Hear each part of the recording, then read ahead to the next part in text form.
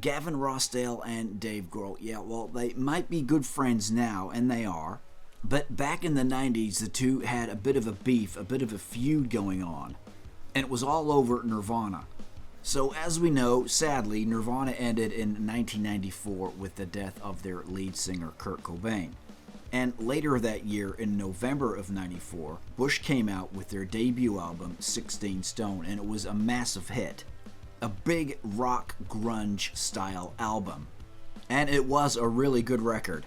Some massive hits with this one, with Everything Zen, Little Things, Come Down, Machine Head, and of course, Glycerine.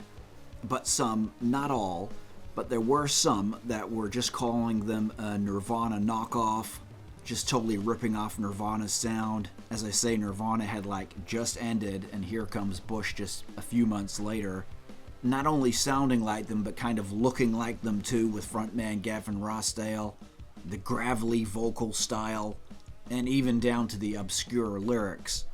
Not comparing Cobain's and Rossdale's lyrics, but Nirvana maybe had cryptic, mysterious lyrics at times, and Rossdale's lyrics kind of bent towards that way as well. And so with all this in mind, Gavin Rossdale has said that him and Dave Grohl did have a bit of a feud back in the day.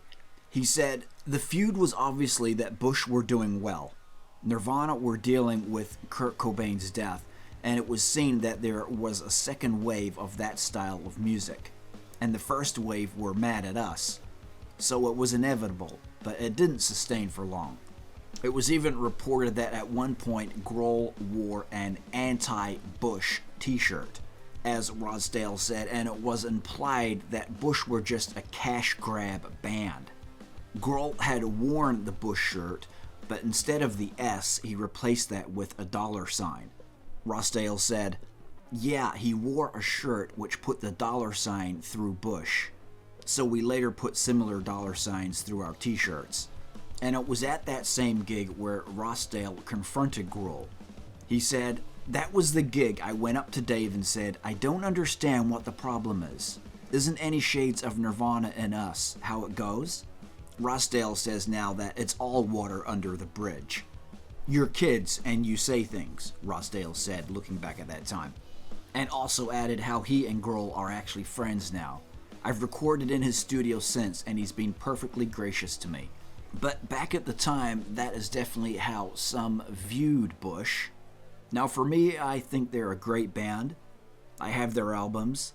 There definitely are Nirvana tones and vibes going on with some of their early stuff. Songs like Come Down and Everything Zen, and a couple of others come to mind that you could say are influenced by Nirvana, but that's not a totally bad thing, as long as they're not ripping them off, and I don't think Bush were. I would say they were just more influenced and inspired by Nirvana. In fact, in a 2019 interview, he made that exact statement. They have such an incredible space in music that it's hard to not be inspired by them. They're a great band, obviously. So many did label Bush just a cash grab band, but however, they are still around today, still making music, still playing live, released a ton of albums since. So yeah, they were definitely in it for the long haul. Not just a one-hit wonder band by any means. But there it goes, guys. Bush, they definitely did receive a bit of backlash back right in the early days of the band. A bit of that grunge backlash. But they made it through it. And as I say, they've got a ton of great music to back that up. Don't believe me? Just check out their Loaded Greatest Hits CD. That thing is full of bangers.